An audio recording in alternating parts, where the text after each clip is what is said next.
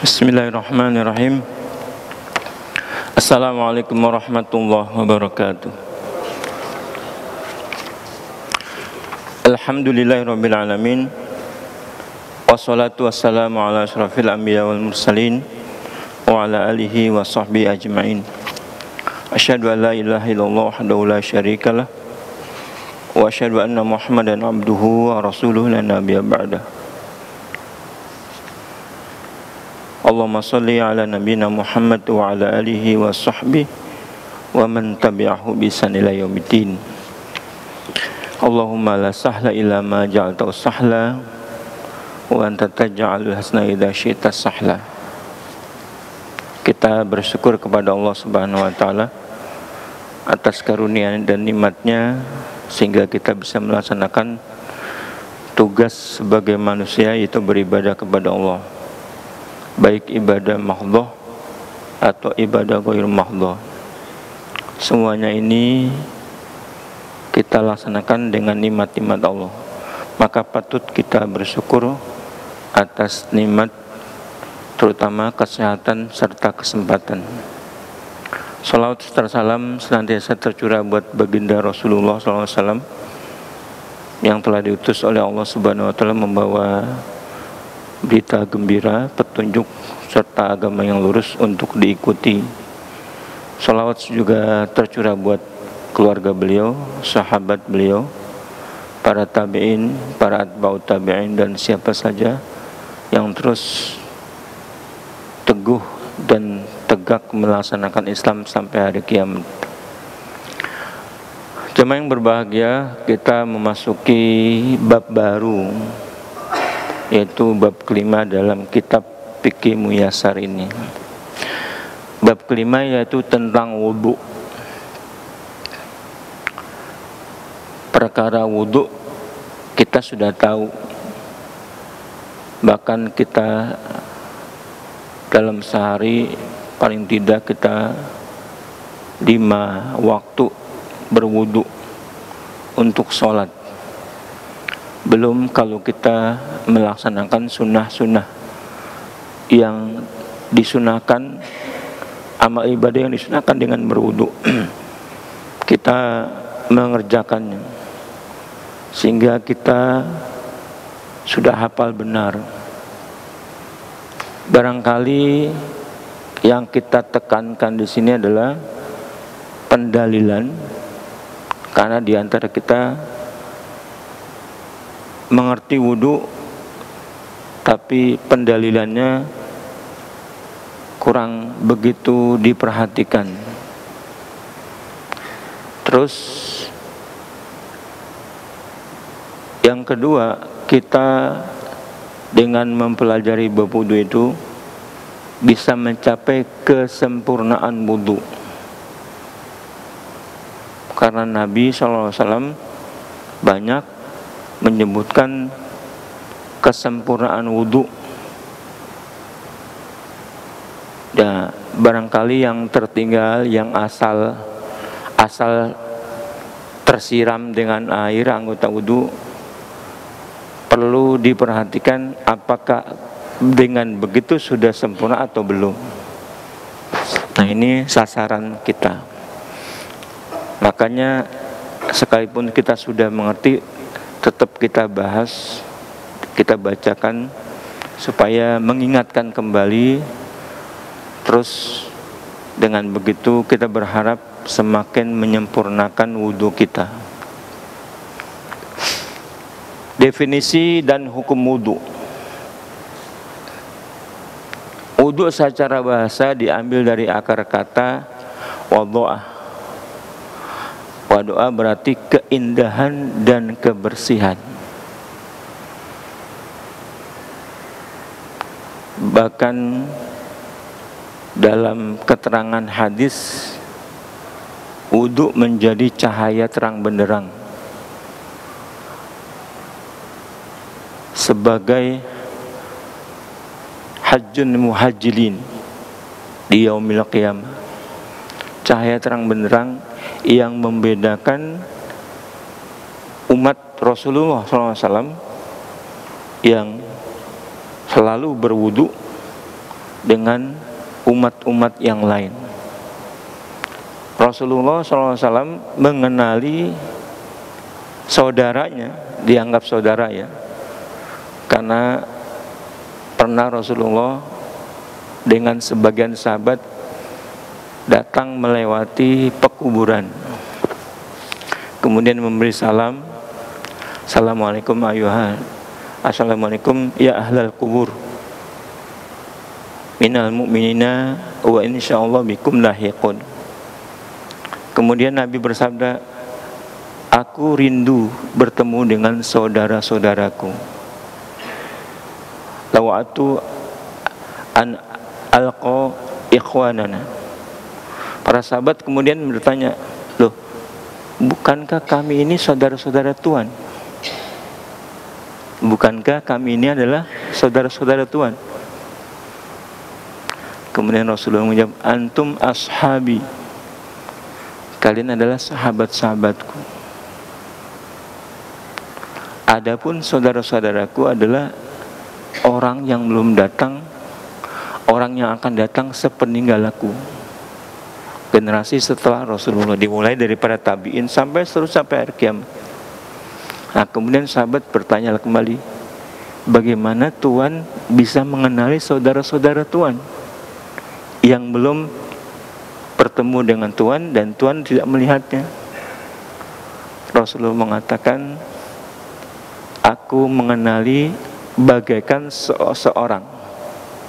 Bagaimana pendapat kalian kalau ada seorang yang memiliki kuda berbulu serba putih, bulunya serba putih, ada di kumpulan kuda-kuda yang semuanya berwarna hitam? Apakah pemiliknya mudah mengenalinya? Jawab sahabat, tentu ya Rasulullah, sangat mudah dikenali. Begitulah aku mengenali saudara-saudaraku, dikarenakan cahaya yang terang benderang, karena mereka terbiasa dari air wudu. Dalam hadis dikatakan hajjun muhajjilin. Hajjun muhajjilin itu adalah cahaya yang terang benderang, bersinar bagaikan cahaya. Nah, dalam hadis itu juga dikatakan, barang siapa yang mau memanjangkan wudunya, panjangkanlah. Tafsirnya yang benar, bagaimana siapa yang mau menyempurnakan wudu, sempurnakanlah wudunya. Nah, mudah-mudahan dengan begini kita senantiasa menjaga wudu kita dan menyempurnakan wudunya. Nah, wudu itu katanya asal kata wadoa berarti keindahan dan kebersihan. Secara syariat adalah menggunakan air pada 4 anggota wudu yang wajib. Menggunakan air ya untuk 4 anggota yang wajib: wajah, 2 telapak tangan, kedua kaki, dan kepala ya. Kedua tangan, kepala, dan kedua kaki.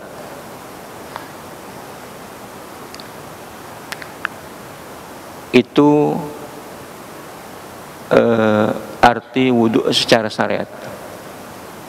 Membasahi kepala, 2 tangan, 2 kepala, muka, tangan, kepala, dan 2 kaki. Itu secara syariat. Bagaimana bentuknya? Nah, diterangkan secara fikih oleh hadis-hadis. Hukumnya wudu bagaimana? Hukumnya wudu wajib atas orang yang berhadas bila dia hendak melaksanakan sholat, dan apa yang sehukum dengan sholat. Nah, karena kesimpulan ulama, bukan saja sholat yang didahului atau disyaratkan dengan wudu, apa yang sehukum dengan sholat. Apa yang sehukum dengan sholat? Tawaf misalnya. Tawaf kan bukan sholat. Disunahkan, diwajibkan berwudu. Dalam rangka beribadah kepada Allah Subhanahu wa Ta'ala. Ya, hukumnya wajib atas orang yang hendak melaksanakan sholat atau yang sehukum dengan sholat seperti tawaf. Nah, mungkin kita berselisih pendapat termasuk menyentuh mushaf. Mungkin ada yang pendapat tidak wajib itu. Tapi di buku ini mengatakan sehukum dengan sholat. Maksudnya kalau sholat disyaratkan dengan wudu, ketika menyentuh mushaf, memegang mushaf, dimasukkan ke dalam kriteria ini, maka pendapat dari ulama-ulama yang ini menyimpulkan menyentuh mushaf itu harus dengan wudu. Dengan berbagai kontroversi yang ada, masing-masing punya pendapat.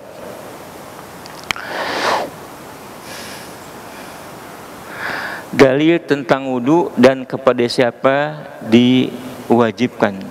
Ayatnya surat Al-Maidah ayat 6. Kita sudah apa? Ya ayyuhalladzina amanu idza qumtum ila sholati faghsilu wujuhakum wa aydiyakum ilal marafiq wamsahu bi rusikum wa arjulakum ilal ka'bain wa in kuntum junuban fattahharu wa in kuntum mardu aw ala safarin aw jaa ahadum minkum minal ghaid aw lamastumun nisa falam tajidu ma'a fatayammamu sa'idan thayyiban famsahu biwujuh.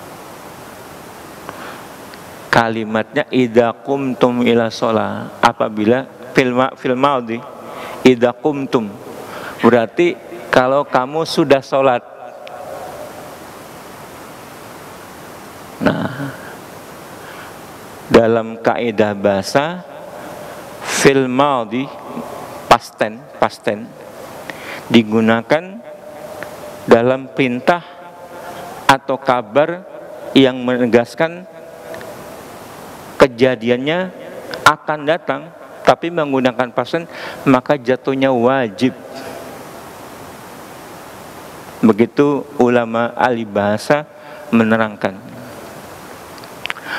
Idza qumtum ila shalah menjadi kalau kamu hendak mendirikan, padahal qumtum sudah mendirikan. Kalau kamu hendak mendirikan, maka wajib kamu mencuci wajah kamu dan seterusnya. Jika kamu hendak mendirikan sholat, maka basuhlah wajah kalian dan tangan kalian sampai ke siku, dan sapulah kepala kalian dan basuhlah kedua kaki kalian sampai kedua mata kaki, dan seterusnya. Itu mengenai wudu. Kalimat berikutnya ayat itu mengenai kalau tidak didapatkan air maka boleh bertayamum. Nanti ada babnya tersendiri.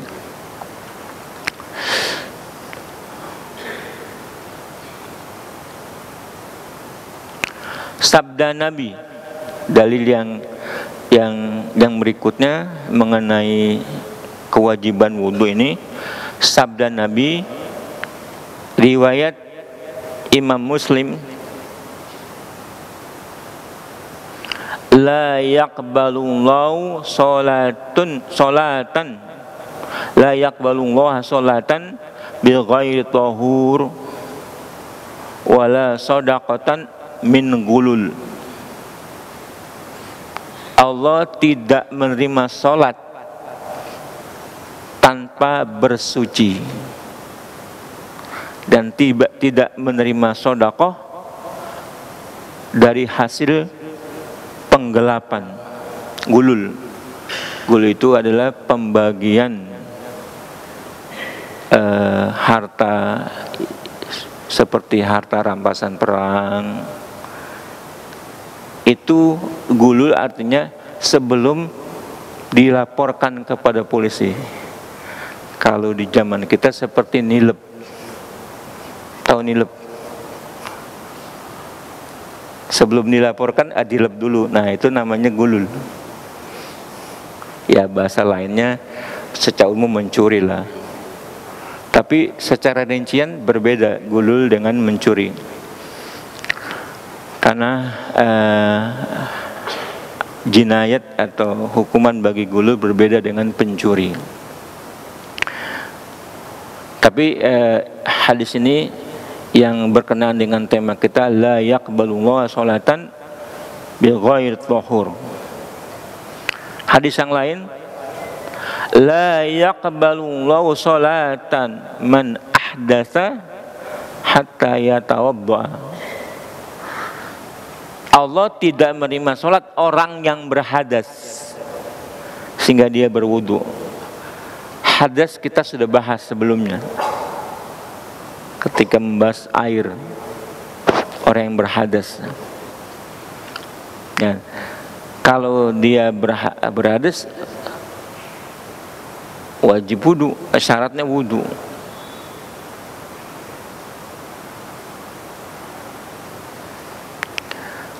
Tiga dalil itu, satu ayat dan dua buah hadis. Yang terakhir riwayat Imam Muslim juga. Dalam masalah ini tidak dinukil dari seorang pun dari kaum muslimin adanya beda pendapat. Maksudnya wudu itu tidak didapatkan keterangan menjadikan wudu itu bukan syarat sholat. Tidak ada. Tidak ada keterangan dari umat Islam bahwa orang yang kalau mau sholat tidak perlu berwudu. Nggak ada keterangan. Semuanya sepakat mesti berwudu dulu. Dengan begitu, maka penjelasan tersebut, pensyariatan wudu menjadi tetap berdasarkan Al-Quran dan As-Sunnah serta ijma' umat. Ijma' sudah ijma'. Adapun kepada siapa diwajibkan wudu itu, maka dia diwajibkan atas muslim dewasa dan berakal, manakala dia hendak melaksanakan sholat dan apa yang sehukum dengan sholat. Dewasa dan berakal. Anak kecil tidak kena. Anak kecil tidak wajib, karena dia sholat sendiri tidak wajib, maka tidak dibebani oleh syariat anak kecil. Rufi'al qalam anis talas, diangkat kolam, catatannya tidak dicatat. Sobi hatta yastaqid, seorang anak-anak sobi hatta yaqilu, seorang anak sampai dia berakal, maksudnya balik. Kemudian yang berakal, yang tidak berakal tidak wajib. Orang gila tidak wajib. Orang gila tidak wajib, tidak terkena hukum. Nah, wudu untuk apa? Setelah orang muslim, setelah orang dewasa, setelah berakal, kalau dia mau sholat atau yang sehukum dengan sholat seperti tawaf. Adapun kapan wudu itu diwajibkan? Wajib bagi orang apabila waktu sholat sudah masuk, maka wajib. Sudah waktunya sholat, sudah masuk waktu, dia dan hendak melaksanakan sholat, itu jatuh wajibnya. Atau perbuatan yang dihukumi sama dengan sholat, sekalipun tidak berkaitan dengan waktu. Tawaf itu tidak berkaitan dengan waktu, sembarang waktu boleh.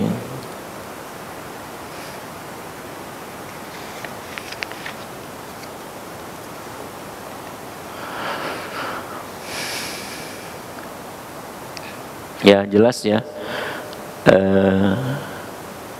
bagaimana wudhu itu disyariatkan oleh Allah Subhanahu wa Ta'ala, dan bagaimana dia menjadi wajib bagi orang.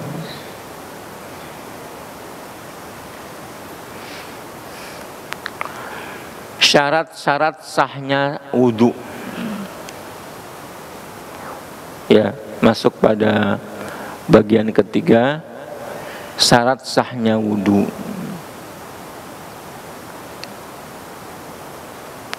Agar wudhu menjadi sah, maka harus terpenuhi syarat-syarat sebagai berikut. 1. Islam berakal dan tamyiz. Islam, orang kafir tidak menjadi syarat. Berakal, orang gila tidak. Tamyiz. Tamyiz itu kalau kita artikan anak kecil, anak yang sudah bisa membedakan mana baik dan buruk menurut syariat.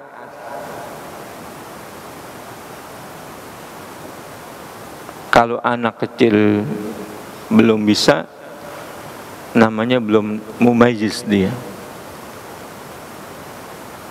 Nah, berapa usianya? Masing-masing orang berbeda. Tetapi tamyiz ini berbarengan hampir sama dengan baligh. Ya, kalau kita sekitar 12 atau 13 tahun kalau laki-laki. Ada yang kurang dari itu, ada yang lebih, tapi itu tidak umum. Umumnya adalah sekitar 12-13. Apa tandanya? Kalau laki-laki sudah mengalami mimpi basah. Tahu mimpi basah? Mimpi basah.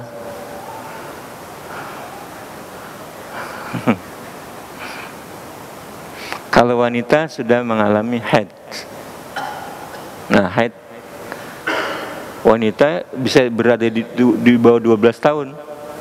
Keponakan saya umur 11 tahun sudah tidak boleh sentuhan sama saya. Loh, kenapa kamu? Kok nggak boleh salaman? Aku udah haid katanya. Umurnya baru 11 tahun, baru kelas 6, 11 tahun.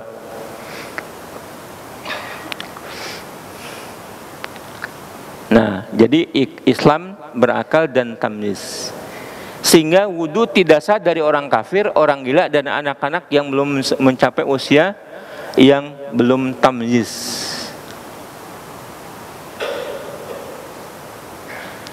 Kalau tamyiz itu tergantung kepada kondisi lingkungan pergaulan.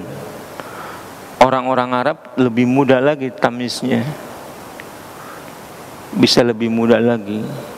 Karena apa? Nah itu, karena pendidikan yang mereka terima dari sejak awal mengikuti syariat Islam.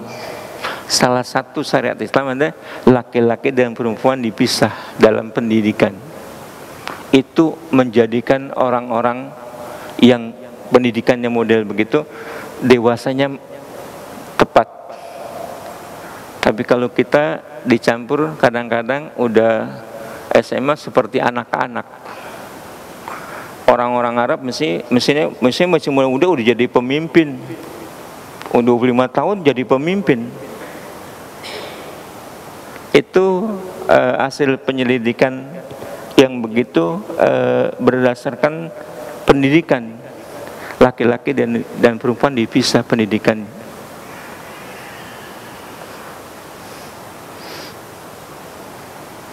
Kalau kita dicampur ya, makanya masukkan anak-anak ke sekolah pesantren. Laki-laki khusus, perempuan khusus jauh. Dia bakal matang, dewasa sesuai dengan tabiatnya yang fitrah. Tapi kalau anak-anak dicampur, ada yang bisa jadi terlambat, ada yang jadi kecepatan dewasanya, kecepatan yang tidak syar'i lagi. Yang kedua, syarat yang kedua ada niat. Niat kita sudah tahu dalilnya, innamal a'malu binniyat. Setiap amal tergantung niatnya. Nah, niat, misalnya kita baca niat. Kalau orang-orang di sekitar kita, niat itu dilafazkan.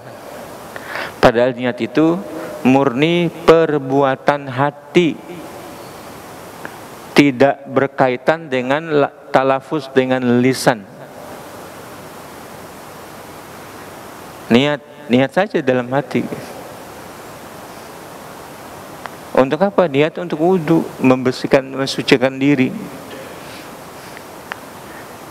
Nah, yang paling pokok apa? Niat itu nggak ada dalam wudu.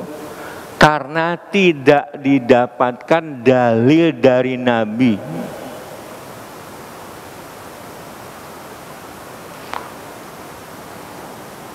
Nawaitu rafa'al hadis, rafa'al hadas. Banyak deh. Saya juga hafal.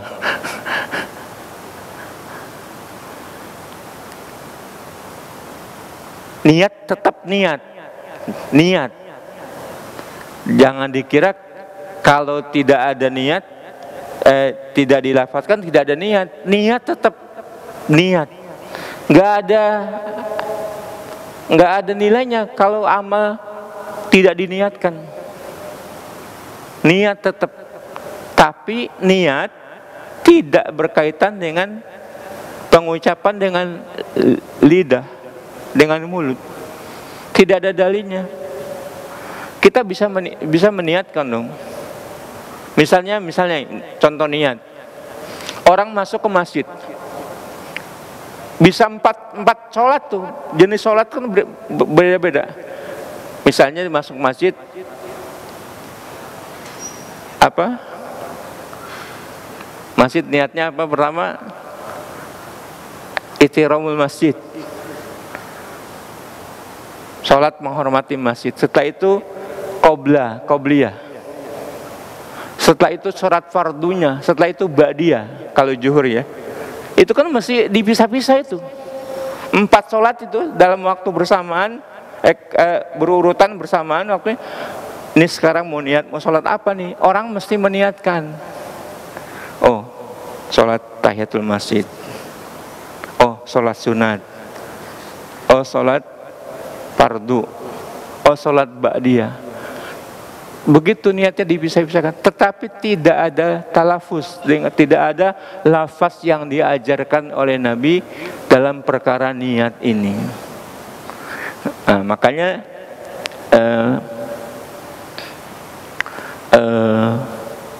ada yang berniat sampai lama karena dia menyetel antara hati dengan ucapan.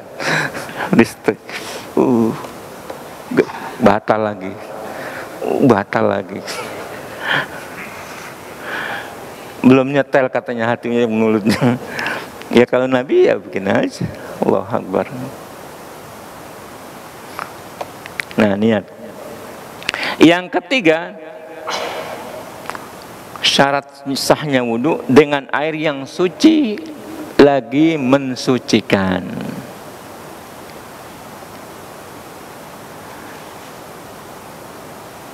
Ya, berdasarkan keterangan yang telah dijelaskan di dahulu. Adapun air najis maka tidak sah digunakan untuk berwudu.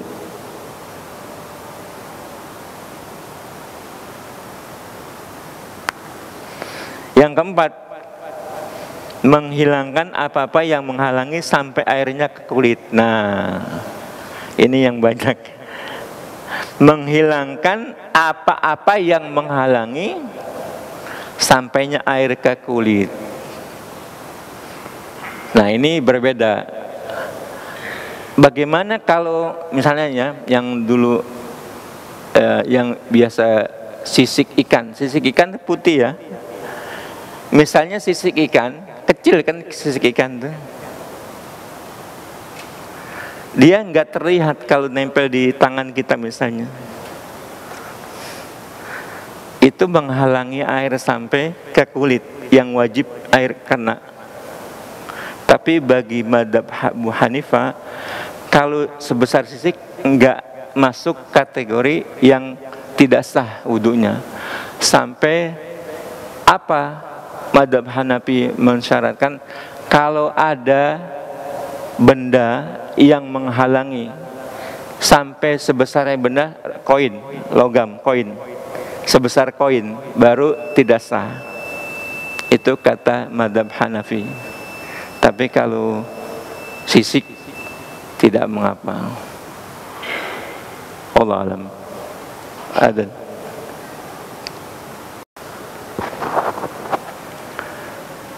Kita lanjutkan sedikit syarat sahnya wudu.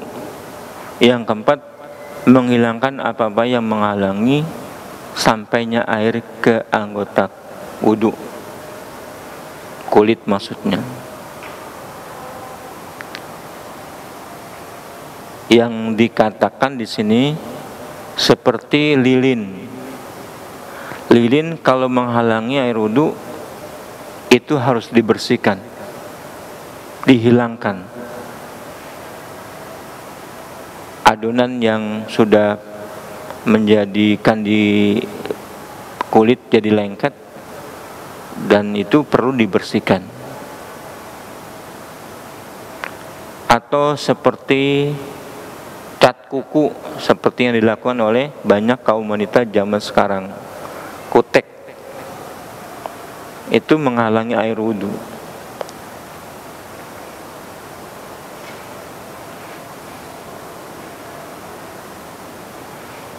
Yang kelima, istijmar dan istinja.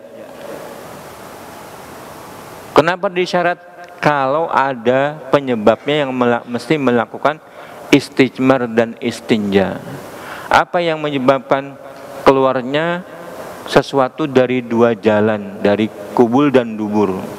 Kalau orang sebelum berwudu buang air kecil atau BAB, mesti istijmar atau istinja. Istijmar mungkin kita tidak istijmar karena menggunakan bebatuan, batu. Tapi istinja, cebok, itu mesti dilakukan. Tidak bisa orang berwudu dengan meninggalkan kewajiban dari istinja. Yang keenam, yang kelima, tapi kalau tidak ada yang keluar, seperti orang tidak buang air kecil, tidak buang air besar, nggak apa-apa, dia langsung wudu. Yang keenam, mualah. Mualah itu berkesinambungan. Nanti kita jelaskan dalam rinciannya. Ketujuh, tertib, berurutan. Tidak sembarangan. Mestinya faksilu wujuhakum wa aydiyakum ilal marafiq wamsahu bi rusikum wa arjulakum ila kabain. Tiba-tiba orang ngusap kepalanya enggak sah. Tiba-tiba cuci kaki awal mula enggak sah. Tertib. Faksilu wujuhakum wa aydiyakum ilal marafiq, kemudian wamsahu bi rusikum, kemudian wa arjulakum ila kabain. Namanya tertib. Yang kedelapan, membasuh semua anggota yang wajib dibasuh.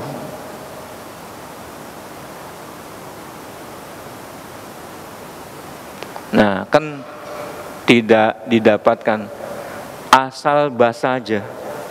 Basah, Ini sudah termasuk membasuh basah. Tapi ada sunnah wudu diajarkan oleh Rasulullah SAW. Bagaimana Rasulullah mengamalkan yang paling ringkas dan sederhana, masing-masing dicuci 3 kali, kecuali kepala diusap cukup 1 kali. Tapi anggota yang lain, yang 3 itu wajib dicuci sampai 3 kali. Rasulullah mengajarkan. Baik, sekarang fardu wudu, fardu atau rukun wudu.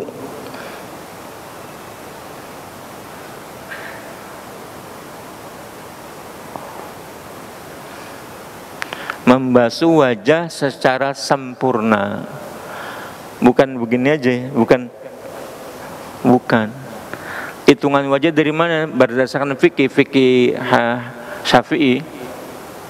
Di sini nggak diterangkan. Pokoknya membasuh muka saja. Dari awal, dari batas tumbuhnya rambut sini sampai ke dagu. Dagu sini ya. Dari ujung telinga sini sampai ke sini. Itu wajah. Makanya kalau wudu yang sempurna semuanya dibasahin itu.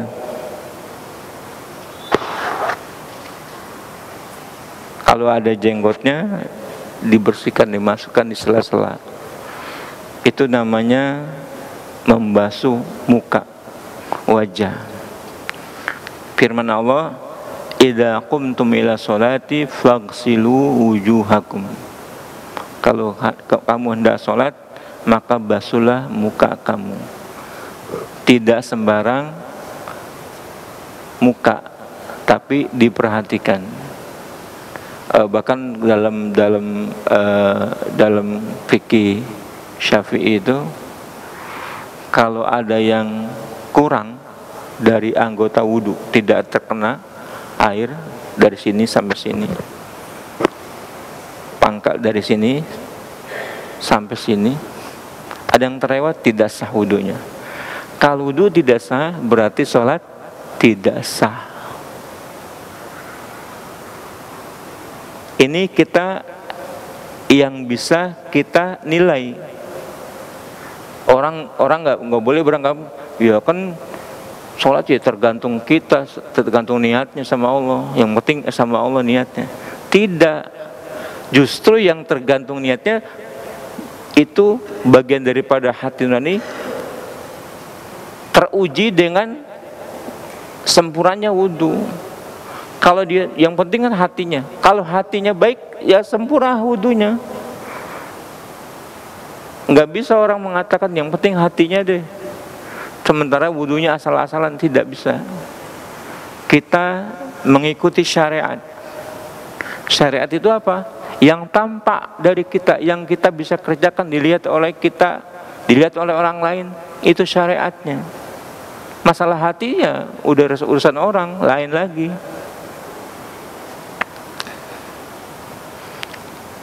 Yang kedua, membasuh kedua tangan sampai siku. Nah, ini siku. Bahkan kalau perlu dipanjangkan. Set.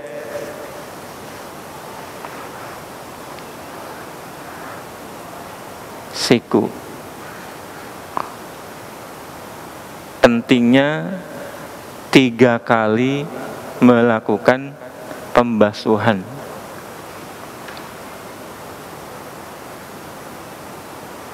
Wa aydiyakum ilal marafiq. Dari mana? Dari tangan sampai ke siku. Jangan tidak beraturan ya. Pokoknya bersihin aja dah. Memang sudah terbasuh, tapi tidak mengikuti sunnah. Nah, Nabi kalau pakai keran dari tangan sampai ke siku. Ayatnya dari sampai siku kok, dari tangan sampai siku, bukan dari siku ke tangan. Nah, termasuk pakai keran misalnya dibasuh ini dulu, baru, nah itu salah namanya. Dari tangan, ujung tangan sampai ke siku di bawah air.